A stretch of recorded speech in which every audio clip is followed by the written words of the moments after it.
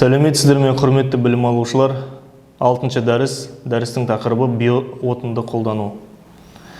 Дәрістің мақсаты биоотын артықшылықтары мен қолдану мүмкіндіктерімен танысу.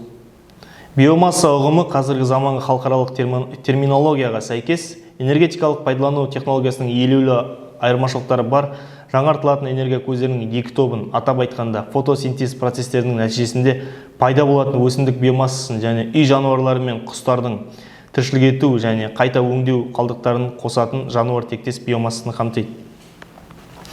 Өсімдік биомассасына қатты тұрмыстық қалдықтар жатады, алайда олардың құрамы мен пайдалану технологиялары өте ерекше.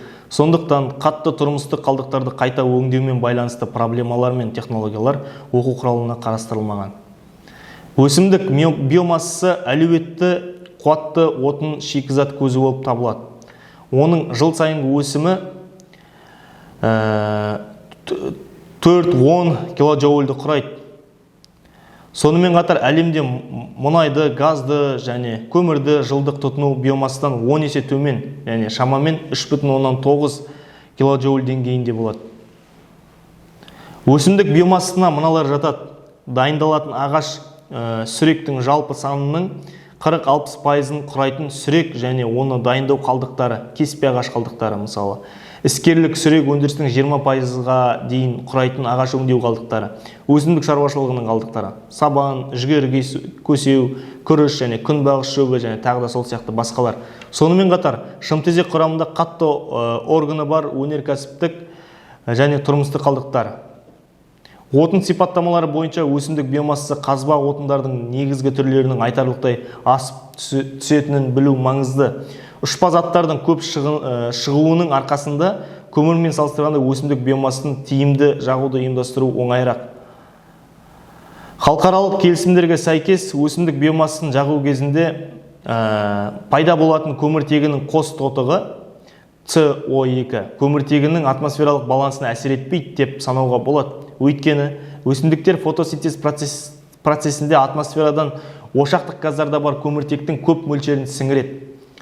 Отын ретінде өсімдік биомассасының тағы бір артықшылығы оны жағу кезінде пайда болатын қатты қалдықтар, басқаша айтқанда күл, экологиялық тұрғыдан таза болып табылатындығымен тікелей байланысты. Сонымен қатар олар өсімдік өсіру процесінде топырақтан алынатын минералды заттардың негізгі бөлігін қамтиды. Сондықтан құнды минералдар тыңайтқыш болып табылады.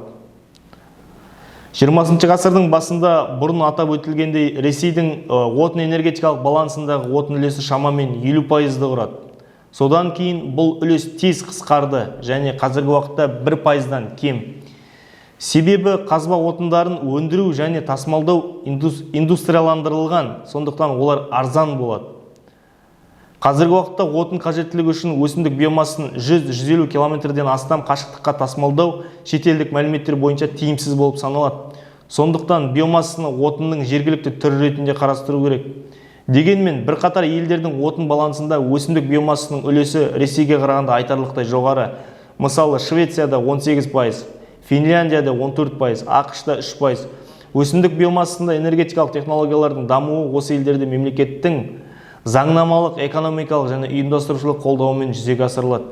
Мысалы, Америка құрама штатының энергетика және ауыл шаруашылығы департаменттері биомассаны қолданатын энергетикалық қондырғыларды жарнамалау бойынша бірлескен бағдарламаны жүзеге асырады.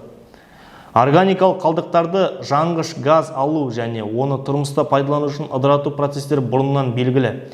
Қытайда олардың тарихы 5000 жыл, Үндістанда 2000 жыл. Өткен мыңжылдықтардан бері нәтижесінде метан түзілетін органикалық заттарды ыдыратудың биологиялық процестердің табиғаты өзгерген жоқ. Бірақ қазіргі заманғы ғылым мен техника климаты жылы елдерде ғана емес, сондай-ақ қатал континенталды климаты бар елдерде де, мысалы Ресейде тиімді және практикалда қолданылатын осы ежелгі технологияларды іске асыруға мүмкіндік беретін жабдықтар мен жүйелерді құрды. Биогаз суда нашар еритін метаннан және көмірқышқыл газынан тұрады. Көмірсутектің іздері болу мүмкін. Оның жану жылуы 21-ден 27,2 мегаджоуль метр куб деңгейге дейін құрайды. Ірі қара мал және шошқаның 1 тонна таза қалдықтарынан өңдеу кезінде 85% ылғалдылықта, 45-тен 60 метр кубқа дейін биогаз, 1 тонна тауық ұнынан 75% ылғалдылықта 100 метр кубқа дейін биогаз алуға болады екен.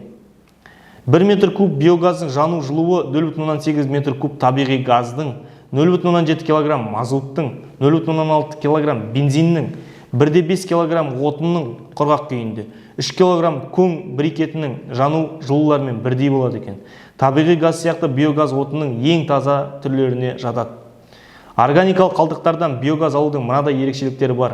Сарқынды суларды санитарлық өңдеу жүзеге асырылады. Әсіресе мал шаруашылығы және коммуналдық тұрмыстық, сонда органикалық заттардың құрамы 10 есеге дейін төмендейді екен.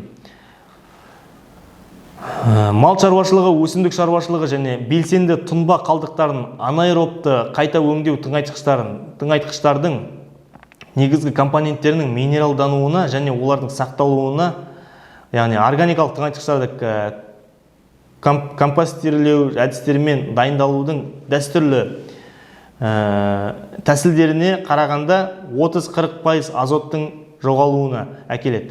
Метанды ашыту кезінде жоғары органикалық заттардың энергиясын биогазға айналдырудың пәгі, яғни пайдалы әрекет коэффициенті 80-90% аралығында құрайды.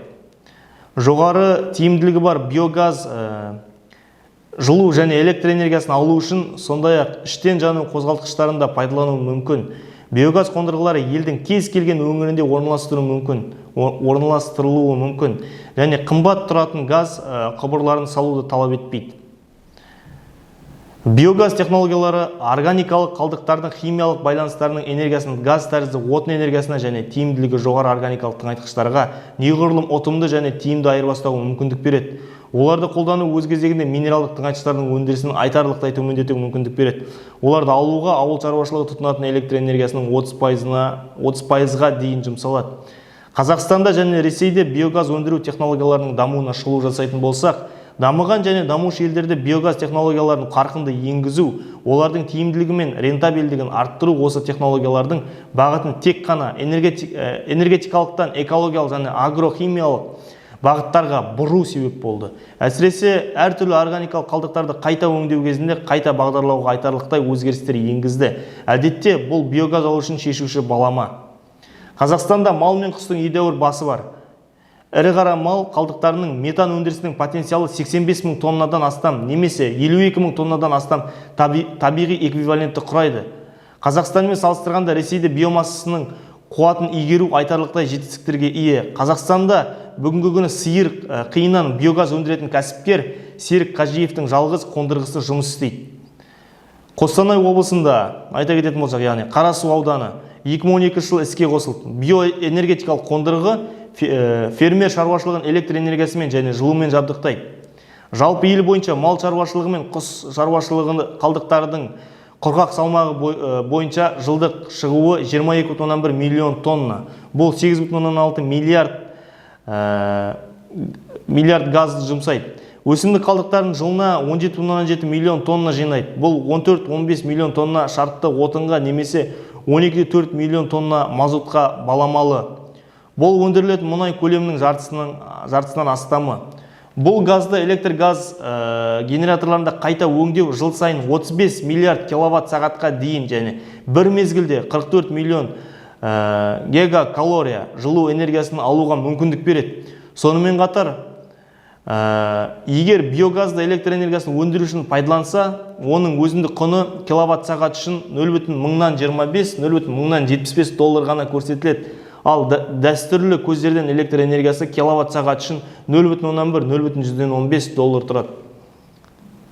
Ресей Федерациясының энергетикалық стратегиясы институтының зерттеу нәтижелері бойынша 2005 жылы Ресейдің агроөнеркәсіптік кешенінің органикалық қалдықтарының жалпы саны 225 миллион тоннаны құрады. Оның ішінде құс шаруашылығы бар, мал шаруашылығы, өсімдік шаруашылығы, айта кететін болсақ, өсімдік шаруашылығы 147 миллион тонна, мал шаруашылығы 58,3 миллион тонна, құс шаруашылығы 5,8 миллион тонна деген секілді. Назар қойып тыңдағандарыңызға көп рахмет. Аман сау болыңыздар.